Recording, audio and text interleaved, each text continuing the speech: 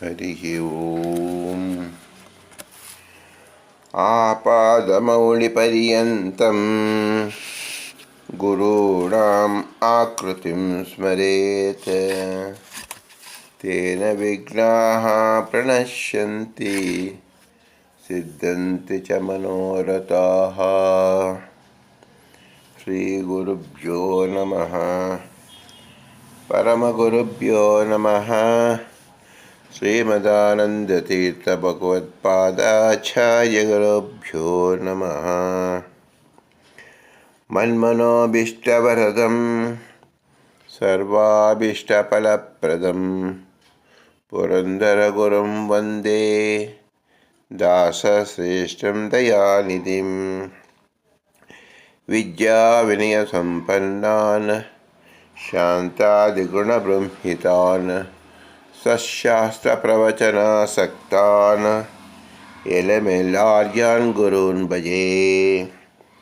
ಪೃಥ್ವೀಮಂಡಲಮಧ್ಯಸ್ಥಾಃ ಪೂರ್ಣಬೋಧಮತಾನುಗಾಃ ವೈಷ್ಣವಾಃ ವಿಷ್ಣುಹೃದಯಾಃ ತಾನ್ ನಮಸ್ತೆ ಗುರುನ್ ಮಮ. ಹರಿಃ ಓಂ. ಶ್ರೀಶಾಃ ಪಾಹಿ. ಓಂ.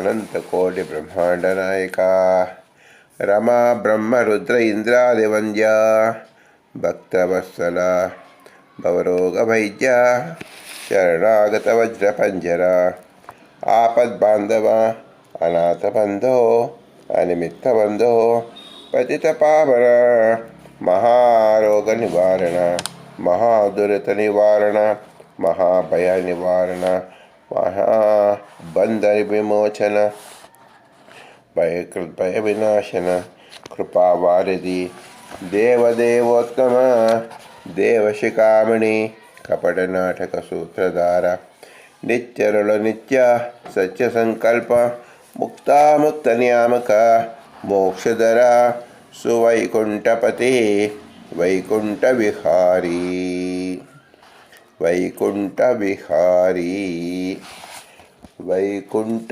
ವಿಹಾರಿ.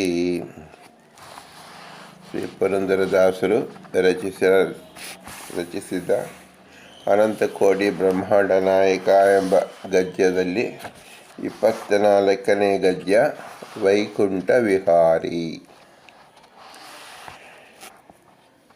ಭಗವಂತ ಸುವೈಕುಂಠಪತಿ ಎಂಬುದನ್ನು ನಾವು ಕೇಳಿದ್ದೇವೆ ಹಿಂದೆ. ಈಗ ವೈಕುಂಠ ವಿಹಾರಿ ಎಂಬುದಕ್ಕಾಗಿ ಒಂದು ವಿಶೇಷಣವನ್ನು ಹೇಳ್ತಾ ಇದ್ದಾರೆ ನೋಡಿ. ನಮ್ಮ ಪುರಂದರದಾಸರಿಗೆ ಆ ವೈಕುಂಠ ನಾಮ ಮತ್ತು ಭಗವಂತ ಅವನು ಬಿಟ್ಟು ಹಿಂದೆ ಸರಿಯಲಿಕ್ಕೆ ಮನಸ್ಸೇ ಇಲ್ಲ. ಆದ್ದರಿಂದ ಅದೇ ನಾಮಗಳಲ್ಲಿ ಸ್ವಲ್ಪ ವಿಶೇಷಗಳನ್ನು ಹೆಚ್ಚಿಸಿಕೊಳ್ಳುತ್ತಾ ನಮಗೆ ವಿಶೇಷವಾದ ಪಾಠಗಳನ್ನು ಹೇಳ್ತಾ ಇದ್ದಾರೆ. ಪ್ರಸ್ತುತ ವೈಕುಂಠ ವಿಹಾರಿ ಅಂದರೆ ಏನು? ಇದು ಪ್ರಶ್ನೆನ ಹಾಕೊಂಬೋಣ. ಅವರ್ಯಾರು? ಏನ್ರಿ ಪ್ರತಿ ಪ್ರಶ್ನೆಗಳಲ್ಲೂ ಭಗವಂತ ಅಂತ ಉತ್ತರ ಗೊತ್ತಿದೆಯಲ್ಲ. ಮತ್ತು ವೈಕುಂಠ ವಿಹಾರಿ ಆಗಲಿ ಸುಖ ವೈಕುಂಠ ಆಗಲಿ ಇದೆಲ್ಲವೂ ಸಹ ಭಗವಂತನಿಂದ ಅರ್ಥ ಆಗ್ತಾ ಇದೆಯಲ್ಲ. ಯಾಕೆ ಮತ್ತೆ ಮತ್ತೆ ಅದೇ ಪ್ರಶ್ನೆ? ನಾವು ಪ್ರತಿ ಕ್ಷಣದಲ್ಲಿ ಉಸಿರಾಡ್ತಾ ಇದ್ದೀವಿ. ಒಂದು ಸಲ ಉಸಿರಾಡೋದು ಸಾಕ್ತಾನೆ. ಯಾಕೆ ಪ್ರತಿ ಕ್ಷಣದಲ್ಲಿ ಉಸಿರಾಡ್ತಾ ಇದ್ದೀವಿ? ಒಂದು ದಿನ ಊಟ ಮಾಡೋದು ಸಾಕ್ತಾನೆ. ಯಾಕೆ ಪ್ರತಿದಿನ ದಿನಕ್ಕೆ 3 ಸಲ 4 ಸಲ ಊಟ ಮಾಡಿ 100 ವರ್ಷ 120 ವರ್ಷ ಬದುಕಿದ್ದಾಗ ಊಟ ಮಾಡ್ತೀವಿ? ಒಂದು ಸಲ ನಮಗೆ ಬಾಯಾರಿಕೆಯಲ್ಲಿ ನೀರು ಕೊಡೋದು ಸಾಕ್ತಾನೆ. ನಾವು ಎಷ್ಟು ಸಮುದ್ರದ ನೀರು ಕುಡಿದಿರಬೇಕು ಜನ್ಮದಲ್ಲಿ? ಎಷ್ಟು ಹಣ ನಾವು ಪೋಲು ಮಾಡಿರಬೇಕು? ಯಾಕೆ ಒಂದೇ ಸಲ ಸಾಕು ಅಂತ ನಾವು ತಿನ್ನೋದ್ರಲ್ಲಿ, ಕುಡಿಯೋದ್ರಲ್ಲಿ, ನೋಡೋದ್ರಲ್ಲಿ, ಉಸಿರಾಟದಲ್ಲಿ ಯಾಕೆ ಈ ಲೆಕ್ಕ ಎಣಿಸೋದಿಲ್ಲ? ಕೇವಲ ಭಗವಂತನ ಸ್ಮರಣೆ ಮಾಡುವಾಗ ಮಾತ್ರ ಈ ಲೆಕ್ಕ ಹಾಕ್ತೀವಿ ಅಂದರೆ ಇದು ಏನನ್ನಿಸುತ್ತೆ? ಇದು ಸಜ್ಜನ ಲಕ್ಷಣ ಅಲ್ಲ. ಸಜ್ಜನ ಲಕ್ಷಣ ಏನು?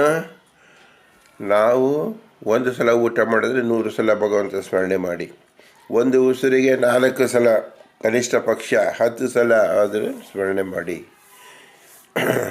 10 ಸಲ ಸ್ಮರಣೆ ಮಾಡಿದ್ದೇನೆ, ಒಂದು ಸಲ ಉಸಿರಾಡುತ್ತೇನೆ ಅಂಥೇಳಿ ನೀವು ನ್ಯಾಯಬದ್ಧವಾಗಿ ನೀತಿಬದ್ಧವಾಗಿ ಉಸಿರಾಡಿದರೆ ಅದು ಭಗವಂತ ಮೆಚ್ಚುತ್ತಾನೆ.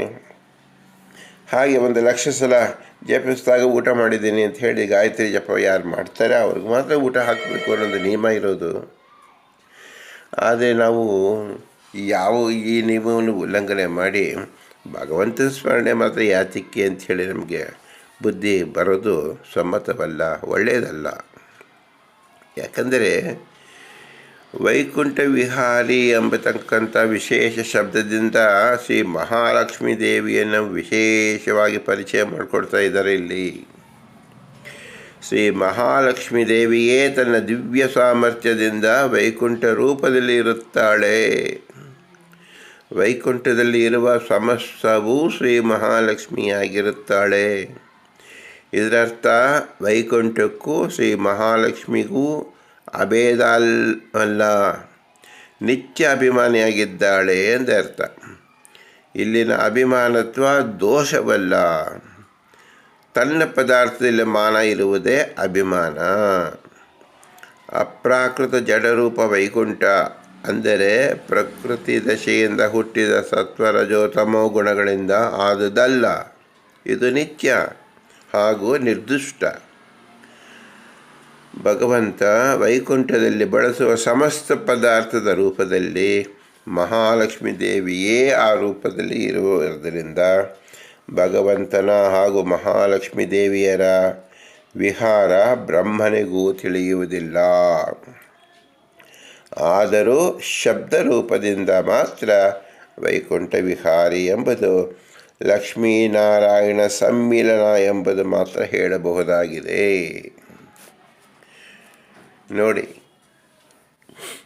ತಂದೆ ತಾಯಿಗಳನ್ನು ಮಕ್ಕಳು ಯಾವಾಗ ಅರ್ಥ ಮಾಡಿಕೊಡ್ತಾರೆ? ಇವರು ತಂದೆ ತಾಯಿ ಆಗುವ ಹಂತದಲ್ಲಿ ಮಾತ್ರ ತಿಳಿಯುತ್ತೆ. ಅಲ್ಲಿ ತನಕ ತಂದೆ ತಾಯಿಗಳು ಕೇವಲ ಶಬ್ದರೂಪ ಮಾತ್ರ. ಇದು ಲೋಕದಲ್ಲಿ ಪರಿಚಯವಾಗಿದೆ. ಇನ್ನು ಅಧ್ಯಾತ್ಮದಲ್ಲಿ ನಿಜವಾದ ತಂದೆ ತಾಯಿಗಳ ಅಂದರೆ ಯಾರು? ಲಕ್ಷ್ಮೀನಾರಾಯಣರು. ಅವನ ಪುತ್ರ ಯಾರು? ಬ್ರಹ್ಮದೇವರು. ಆ ಬ್ರಹ್ಮದೇವರಿಗೆ ಅವರ ತಂದೆ ತಾಯಿಯ ಬಗ್ಗೆ ಪೂರ್ಣ ಮಾಹಿತಿ ತಿಳಿಯುವುದಿಲ್ಲ, ಎಂದೂ ತಿಳಿಯೋಕ್ಕೆ ಸಾಧ್ಯವೇ ಇಲ್ಲ. ಇದು ಪೂರ್ಣ ಪ್ರಜ್ಞನಾದ ಬ್ರಹ್ಮದೇವರ ಸಾಮರ್ಥ್ಯ. ಇದು ನಮಗೇನೂ ಇಲ್ಲದೆ ಏನೂ ಅಪೂರ್ಣರಾಗಿ ಶುದ್ಧ ಅಜ್ಞಾನದ ಮರೆಯುತ್ತಿರೋರಿಗೆ ತಂದೆ ತಾಯಿಗಳ ಬೆಲೆ ಯಾರಿಗೆ ಗೊತ್ತಾಗತ್ತೆ ರೀ? ಗೊತ್ತಾಗೋದಿಲ್ಲ. ಆದ್ದರಿಂದನೇ ಇಂದಿನ ಜನರು ತಂದೆ ತಾಯಿಗಳನ್ನ ತಿರಸ್ಕಾರ ಮಾಡುವುದಾಗಲಿ, ಅವರನ್ನು ವೃದ್ಧಾಶ್ರಮದಲ್ಲಿಡುವುದಾಗಲಿ, ಅವಮಾನ ಮಾಡುವುದಾಗಲಿ ಇದೆಲ್ಲವೂ ನಡೆಯುತ್ತಿರುವುದು. ಯಾಕಂದರೆ ತಂದೆ ತಾಯಿಗಳ ಬೆಲೆ ಗೊತ್ತಿಲ್ಲ. ಬ್ರಹ್ಮದೇವರಿಗೆ ಲಕ್ಷ್ಮೀನಾರಾಯಣ ಬೆಲೆ ಗೊತ್ತಿಲ್ಲ ಅಂದರೆ ಅವರು ಸಾಕಲಿ ಅಂತ ತಿಳಿಯಕ್ಕೆ ಆಗಿಲ್ಲ ಅಂದರೆ ಬೇರೆಯವರ ಮಾತು ಏನು? ನೋಡಿ, ವಿಚಾರ ಮಾಡಿ. ವೈಕುಂಠ ವಿಹಾರಿ ಎಂಬಲ್ಲಿ ಭಗವಂತನ ವಿಹಾರ ಶ್ರೀ ಲಕ್ಷ್ಮೀದೇವಿಯನ್ನು ಆಗತ್ತೆ. ಆ ಲಕ್ಷ್ಮಿಗೆ ಏನು ಮಾಡ್ತಾಳೆ? ಎಲ್ಲವೂ ಲಕ್ಷ್ಮಿಗೆ ತನ್ನ ರೂಪದಲ್ಲೇ ತಾನೇ ಇರುವಳಾಗಿರ್ತಾಳೆ ಅಂತ ವಿಶೇಷವಾದ ಮಾಹಿತಿಯನ್ನು ಹೇಳ್ತಾರೆ. ಯಾಕಂದರೆ ಬೇರೆ ಎಲ್ಲ ಪದಾರ್ಥಗಳು ಬೇರೆ ಬೇರೆ ಅಭಿಮಾನ್ಯ ದೇವತೆಗಳಿದ್ದಾರೆ. ಆ ದೇವತೆಗಳಲ್ಲಿ ಸೇರಿಸ್ಕೊಂಬ ಹಾಗಿಲ್ಲ. ಹೇಗೆ ತಂದೆ ತಾಯಿಗಳು ಏಕಾಂತದಲ್ಲಿದ್ದಾಗ ಬೇರೆಯವರಿಗೆ ಹೇಗೆ ಪ್ರವೇಶ ಉಂಟು, ಹಾಗೆ ಭಗವಂತ ಲಕ್ಷ್ಮೀನಾರಾಯಣ ಏಕಾಂತದಲ್ಲಿ ಬ್ರಹ್ಮದೇವರಿಗೂ ಪ್ರವೇಶ ಇಲ್ಲ ಅಂತ ತಿಳಿಯಿರಿ. ಅಪ್ರಾಕೃತ ಆಕಾಶದಲ್ಲೂ ವ್ಯಾಪಿಸಿ ಲಕ್ಷ್ಮೀನಾರಾಯಣರು ವಿಹರಿಸುತ್ತಾರೆ. ಇದು ವೇದೋಕ್ತವಾದ್ದರಿಂದ ನಾವು ಹೀಗೆ ತಿಳಿಯಲು ಸಾಧ್ಯವಾಗಿದೆ ಆಗುವುದು. ಇಷ್ಟಂತ ಮಹತ್ವ ಬ್ರಹ್ಮದೇವರಿಗೆ ತಿಳಿಲಿಲ್ಲ ಅಂತಾರೆ. ನೀವು ಯಾಕಪ್ಪ ಹೇಳ್ತಾ ಇದ್ದೀರಾ ಪುರಂದರದಾಸರಿ ಅಂತ ಕೇಳಿದ್ರೆ, ನೋಡಪ್ಪ, ಹಿಂದೆ ಹೇಳಿದ್ವಲ್ಲ, ಸತ್ಯ ಸಂಕಲ್ಪನ ಆದ್ದರಿಂದ ವೇದದಲ್ಲಿ ಹೇಳಿದಂತೆ ಭಗವಂತನು ಬದ್ಧರಾಗಿ ಇರ್ತಾನೆ, ಲಕ್ಷ್ಮೀದೇವಿ ಬದ್ಧ, ದೇವತೆಗಳು ಬದ್ಧರು. ಅಷ್ಟೇ ಏಕೆ, ನಾವು ಸ್ನಾನ ಮಾಡುವಾಗ ಯಾವುದೋ ಒಂದು ದೇವತೆಯನ್ನು ಅವಾಯಿತೋ ಭವ, ಸಮ್ಮುಖೋ ಭವ, ಅಭಿಮುಖೋ ಭವ, ಸನ್ನಿರುದ್ಧೋ ಭವ ಅಂತ ನಾವು ಕೇಳಿದಾಗ ಏನು ಮಾಡ್ತಾರೆ? ಆ ದೇವತೆಗಳು ಬಂದಿರ್ತಾರಲ್ಲ, ಇದೇನು ಕೇವಲ ಮಂತ್ರ ಏನು? ಆ ಮಂತ್ರವನ್ನು ಉಚ್ಚಾರ ಮಾಡಿದ ಕೂಡಲೇ ಆಯಾ ದೇವತೆಗಳ ಸನ್ನಿಹಿತರಾಗಿರುತ್ತಾರೆ. ನಿಮಗೆ ಕಾಣಲಿಲ್ಲ ಅಂಬತಕ್ಕಂಥದ್ದು ಅದು ನಮ್ಮ ಅಜ್ಞಾನವೇ ಹೊರತು ಆ ಮಂತ್ರಗಳಿಗೆ ಹೇಳಿದ ಕೂಡಲೇ ಆ ದೇವತೆಗಳೆಲ್ಲ ಬರಲೇಬೇಕು. ಇದು ಸತ್ಯ ಸಂಕಲ್ಪನ ವಿಶೇಷವಾದ ಆಜ್ಞಾರೂಪವಾಗಿರೋದ್ರಿಂದಲೇ ನಾವು ಇಂದು ಬದುಕ್ತಾ ಇದ್ದೀವಿ. ನಾವು ಯಜ್ಞ ಹವನ ಹೋಮ ಏನು ಮಾಡಿದ್ರು ಸಹ ಅಗ್ನಿದೇವತೆಗಳು ಬರ್ತಾರೆ, ಇಂದ್ರಾದೇವತೆಗಳು ಬರುತ್ತಾರೆ, ಎಲ್ಲ ದೇವತೆಗಳಿಂದ ಹವಿಸ್ಸನ್ನು ಸ್ವೀಕಾರ ಮಾಡ್ತಾರೆ. ಇದಕ್ಕೆಲ್ಲ ಯಾವುದು ಮೂಲ? ಸತ್ಯ ಸಂಕಲ್ಪ ಎಂಬತಕ್ಕಂಥದ್ದೇ ಹಿಂದೆ ಹೇಳಿದ್ದಾಗಿದೆ. ಆದ್ದರಿಂದ ಮಹಾಲಕ್ಷ್ಮೀ ದೇವಿಯರ ಮಧ್ಯದಲ್ಲಿ ಬೇರೆ ಇನ್ಯಾವ ದೇವತೆಗಳಿಗೂ ಅವಕಾಶವಿಲ್ಲ. ಆದ್ದರಿಂದ ಲಕ್ಷ್ಮೀ ದೇವಿಯೇ ಎಲ್ಲ ರೂಪ ಆಗಬೇಕಾಗಿ ಬಂತು. ಇದನ್ನು ವಿಶೇಷವಾಗಿ ತಿಳಿಯಬೇಕು. ಆದ್ದರಿಂದ ವೈಕುಂಠ ವಿಹಾರಿ ಎಂಬುದರಲ್ಲಿ ವಿಶೇಷವನ್ನು ಶ್ರೀ ಪುರಂದರದಾಸರು ನಮಗೆ ಹಾಗೆ ತಿಳಿಸುತ್ತಾರೆ. ಅದು ಶಬ್ದ ರೂಪದಲ್ಲಿ ಮಾತ್ರ ಎಂದು ತಿಳಿಯಿರಿ. ವೇದೋಕ್ತ ವಚನವನ್ನು ದಾಸರು ತಿಳಿಸಿಕೊಟ್ಟಿದ್ದಾರೆ. ಕೆಲವನ್ನು ನೋಡಿ ಅನುಭವಿಸುವುದು, ಕೆಲವನ್ನು ಕೇಳಿ, ಕೆಲವನ್ನು ಮಾಡಿ ಅನುಭವಿಸುವುದು, ಕೆಲವನ್ನು ತಿಳಿದು ಅನುಭವಿಸುವುದು ಎಂಬ ಲೆಕ್ಕಾಚಾರ ಇದಾಗಿದೆ. ಲೋಕದಲ್ಲಿ ಈ ಎಲ್ಲ ರೀತಿಯ ವಿದ್ಯೆಯೂ ಇದೆ. ಎಲ್ಲವನ್ನು ನಾವು ಮಾಡಿಯೇ ಅನುಭವಿಸಬೇಕು ಎಂಬತಕ್ಕಂಥ ಸಹಜವಿಲ್ಲ. ಕೆಲವನ್ನು ನೋಡಿ, ಕೆಲವು ಮಾಡಿ, ಕೆಲವು ತಿಳಿದುಕೊಂಡು ಈ ರೀತಿಯಲ್ಲೇ ಜ್ಞಾನ ಬೆಳೀತಾ ಇದೆ. ಇದಕ್ಕೆ ಭಗವದ್ಗೀತೆಯಲ್ಲಿ ಒಂದು ವಾಕ್ಯ ಇದೆ. 3ನೇ ಅಧ್ಯಾಯ 9ನೇ ಶ್ಲೋಕ, ಮುಕ್ತ ಸಂಘ ಸಮಾಚಾರೋ ಎಂದು ಬೋಧಿಸಿದ್ದಾರೆ. ಇದರ ಅರ್ಥ ಏನು? ಶಾಸ್ತ್ರದಲ್ಲಿ ಕೇವಲ ಕೇಳಿಸಿಕೊಂಡು ಅರ್ಥ ಮಾಡಿಕೊಳ್ಳುವ ಬಗೆಯಿದು. ಭಗವಂತನ ಅಪಾರ ಅಗಮ್ಯ ಸುಖ ಆನಂದ ತಿಳಿಯಲು ಕೇವಲ ಶಬ್ದ ಮೂಲಕ ಮಾತ್ರ ಸಾಧ್ಯ. ಪರಬುದ್ಧಿ ಅಪ್ರತ್ಯಕ್ಷತ್ವಾತ್ ಎಂಬುದನ್ನು ಇಂತಹದನ್ನು ಕೇವಲ ಶಬ್ದದಿಂದ ಕೇಳಿಸಿಕೊಂಡು ಅದೇ ಅಂತಿಮ ಎಂದು ತೀರ್ಮಾನಿಸಿಕೊಳ್ಳಬೇಕು. ಲಕ್ಷ್ಮೀನಾರಾಯಣ ವಿಹಾರವನ್ನು ವೈಕುಂಠ ವಿಹಾರಿ ಅಂದರೆ ವೈಕುಂಠದಲ್ಲಿ ಸಮಸ್ತವೂ ಭಗವಂತನಿಗೆ ಹಾಗೂ ಶ್ರೀ ಮಹಾಲಕ್ಷ್ಮೀ ದೇವಿಯರಿಗೆ ಮೀಸಲಾಗಿರುವುದು. ಇತರರಿಗೆ ಅವರ ಯೋಗ್ಯತಾನುಸಾರ ಮಾತ್ರ ಎಂಬ ಪ್ರಮೇಯವನ್ನು ತಿಳಿಯಬಹುದಾಗಿದೆ. ಎಲ್ಲ ಮುಕ್ತರು ಅಲ್ಪರಾಗಿಯೇ ಇರುವವರು. ಈ ಅಲ್ಪತ್ವ ಎಂಬುದು ಜೀವರ ಯೋಗ್ಯತೆಯೇ ಆಗಿದೆ. ಅದು ದೋಷವಲ್ಲ, ಯಥಾರ್ಥವಾದುದು. ಲಕ್ಷ್ಮೀನಾರಾಯಣದ ಅಪರಿಮಿತ, ಯಾವ ಶಬ್ದದಿಂದಲೂ ಸಾಕಲ್ಯನ ತಿಳಿಸಲಾಗದು. ವೈಕುಂಠ ವಿಹಾರಿ ಮಾತ್ರದಿಂದ ಎಂಬ ಶಬ್ದದಿಂದ ಮಾತ್ರ ತಿಳಿಯಬಹುದು. ಅಪರಿಮಿತ ಅಂದರೆ ಏನಂತ ತಿಳ್ಕೊಂಡಿದ್ದೀವಿ, ಅದು ಶಬ್ದದಲ್ಲಿ ಮಾತ್ರ ನೀವು ನಿಲ್ಲಿಸಬೇಡಿ.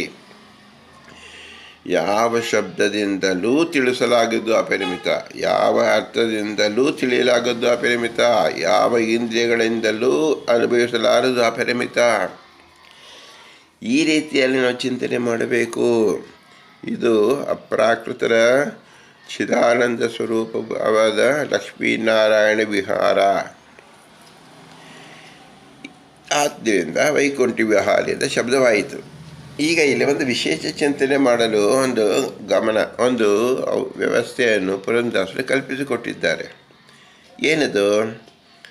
ವೈಕುಂಠ ಎಂಬುದು ಲಕ್ಷ್ಮಾತ್ಮಕ ಎಂಬತಕ್ಕಂಥದ್ದು ಹೇಳ್ತಿರಲ್ಲ, ಏನು ಲಕ್ಷ್ಮಾತ್ಮಕ ವೈಕುಂಠ ಅಂದರೆ ಏನು ಎಂಬತಕ್ಕಂಥದ್ದು ಚಿಂತನೆ ಮಾಡೋಣ. ಲಕ್ಷ್ಮೀ ಸ್ವರೂಪವಾದ ಎಂಬುದು ಪ್ರಾತಃ ಸಂಕಲ್ಪದಿಂದ ತಿಳಿದರೆ ವಾಸುದೇವಾತ್ಮಕಂ ಎಂಬಲ್ಲಿ ವಾಸುದೇವ ರೂಪದಿಂದ ಪ್ರಕಾಶಿಸುವ ಎಂದು ಅರ್ಥೈಸಲಾಗಿದೆ. ವೈಕುಂಠ ಎಂಬುದು ಪ್ರಕೃತಿ ದಶೆಯಿಂದ ಹುಟ್ಟಿದ ಶುದ್ಧ ಸತ್ವಭಾಗ ಎಂಬ ಜಡರೂಪವೇ ಆಗಿದೆ. ಲಕ್ಷ್ಮಾತ್ಮಕಂ ಅಂದರೆ ಶ್ರೀದೇವಿಯು ಶುದ್ಧ ಸತ್ವಗುಣದಿಂದ ವೈಕುಂಠವೆಂದು, ಶುದ್ಧ ರಜೋಗುಣದಿಂದ ಶ್ವೇತದ್ವೀಪವೆಂದು, ಶುದ್ಧ ತಮೋಗುಣದಿಂದ ಅನಂತಾಸನವೆಂದು ತಿಳಿಯಬೇಕು. ಇದರರ್ಥ ಶ್ರೀ ಮಹಾಲಕ್ಷ್ಮೀ ದೇವಿಯು ಜಡರಲ್ಲ, ಪರಮಚೇತನಳು, ಅಪ್ರಾಕೃತಳು ಆಗಿದ್ದಾಳೆ. ತಾನು ಅನಂತ ರೂಪಗಳನ್ನು ಭಗವಂತನ ಅನುಗ್ರಹದಿಂದ ಪಡೆದಿರುತ್ತಾಳೆ. ವೈಕುಂಠ ಲೋಕ ರೂಪದಿಂದ ಆ ಕಾಲದಲ್ಲೇ ಶ್ರೀ ಮಹಾಲಕ್ಷ್ಮೀ ದೇವಿಯು ಕಾಣುವಳು. ವೈಕುಂಠ ಎಂಬುದು ಸ್ಥಳ ಹಾಗೂ ಪ್ರದೇಶವೂ ಹೌದು. ಶ್ರೀರೂಪವೂ ಹೌದು.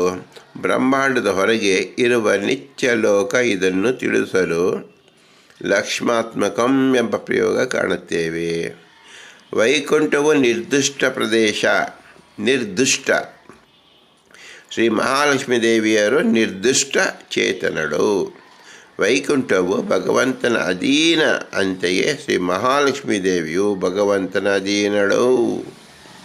ವೈಕುಂಠವು ನಿತ್ಯಲೋಕ, ಶ್ರೀ ಮಹಾಲಕ್ಷ್ಮೀ ದೇವಿಯೂ ನಿತ್ಯಳು. ಅವಳಿಗೆ ಶರೀರ ವಿಕಾರವಿಲ್ಲ. ಪುಷ್ಪಕ ವಿಮಾನದಂತೆ ವಿಸ್ತಾರವಾಗುತ್ತದೆ. ಸರ್ವಸ್ಥಳದಲ್ಲೂ ವ್ಯಾಪ್ತಳಾಗಿದ್ದಾಳೆ. ದೇಶತಃ ಕಾಲತಃ ಭಗವಂತನಿಗೆ ಸಮಾನಳು. ನೋಡಿ, ಇಡೀ ವೈಕುಂಠವೆಲ್ಲ ಲಕ್ಷ್ಮಿ ವ್ಯಾಪಿಸಿದ್ದಾಳೆ. ಆದ್ದರಿಂದ ಅವಳಿಗೆ ಈ ಭಾಗದಲ್ಲಿದ್ದಾಳೆ, ಚಿಕ್ಕವಳು ದೊಡ್ಡವಳು ಎಂಬತಕ್ಕಂಥದ್ದನ್ನು ಹೇಳುವ ಹಾಗಿಲ್ಲ. ಅಣೋರಣೀಯ ಮಹಾತ್ಮಹ್ಯಾನ್ ಎಂಬ ಭಗವಂತನಿಗೆ ಹೇಗೆ ಹೇಳುತ್ತೀವೋ ಅದೇ ಗುಣವನ್ನು ಲಕ್ಷ್ಮೀದೇವಿಯರಿಗೂ ನಾವು ತಿಳಿದುಕೊಳ್ಳತಕ್ಕದ್ದು. ಅವಳಿಗೆ ವಿಕಾರವನ್ನು ಒಪ್ಪಬಾರದು, ಏಕೆಂದರೆ ಅವಳ ಪ್ರಾಕೃತಳು, ಅವ್ಯಯಳು. ಹಾಗಾದರೆ ಈ ಲಕ್ಷ್ಮಿಯ ವೈಕುಂಠದಲ್ಲಿ ಪ್ರತ್ಯೇಕವಾಗಿ ಹೆಸರಿಸಿ ಹೇಳುವುದು ಹೇಗೆ? ಅದು ವಿಶೇಷ ಆಕಾರವಾಗಿ ತಿಳಿದುಕೊಳ್ಳಬೇಕು ಎಂದರ್ಥ. ಉದಾಹರಣೆಗೆ 1000 ಸಕ್ಕರೆಯ ಪುಡಿಗಳು ಹಾಕಿ ಸಕ್ಕರೆ ಹಚ್ಚಿ ಮಾಡಿರುತ್ತೇವೆ. ಯಾವುದೋ ಒಂದೇ ಸಕ್ಕರೆಯನ್ನು ತೆಗೆದುಬಿಟ್ಟು ಇದು ಏನು ಅಂತ ಕೇಳಿದ್ರೆ ಸಕ್ಕರೆ ಹಚ್ಚು ಅಂತ ಹೇಳ್ತೀವಿ. ಇದು ಸಕ್ಕರೆ ಹಚ್ಚೇನು? ಅದು ಸಕ್ಕರೆ ಪುಡಿ ಮಾತ್ರ. ಅಂದರೆ 1000 ಸಕ್ಕರೆಯನ್ನು, ಅದು ಏಕ ಸಕ್ಕರೆಯನ್ನು ಸಕ್ಕರೆ ಅಚ್ಚು ಅಂತ ಹೇಗೆ ನಾವು ವ್ಯವಹರಿಸುತ್ತೇವೆಯೋ ಹಾಗೆ ವೈಕುಂಠದಲ್ಲಿ ಇರತಕ್ಕಂಥ ಸಮಸ್ತವು ಲಕ್ಷ್ಮಿಯ ಅಧೀನದಲ್ಲಿ ಲಕ್ಷ್ಮಿಯ ರೂಪದಲ್ಲಿ ಇರ್ತಾಳೆ. ಲಕ್ಷ್ಮಿಯೇ ಅಲ್ಲ, ಏಕೆಂದರೆ ಅದು ಜಡ, ಇವಳು ಚೇತನ. ಎರಡು, ಅದು ಅಪ್ರಾಕೃತ, ಇದು ಅಪ್ರಾಕೃತ. ಆದ್ದರಿಂದ ಲಕ್ಷ್ಮಿಯೇ ಆ ರೂಪದಲ್ಲಿ ಇದ್ದಾಳೆ ಅಂತ ಹೇಳಬಾರ್ದು. ಆ ರೂಪದಲ್ಲಿ ಇವಳ ಅಧೀನದಲ್ಲಿದೆ ಅಂತ ತಿಳಿಯಬೇಕು.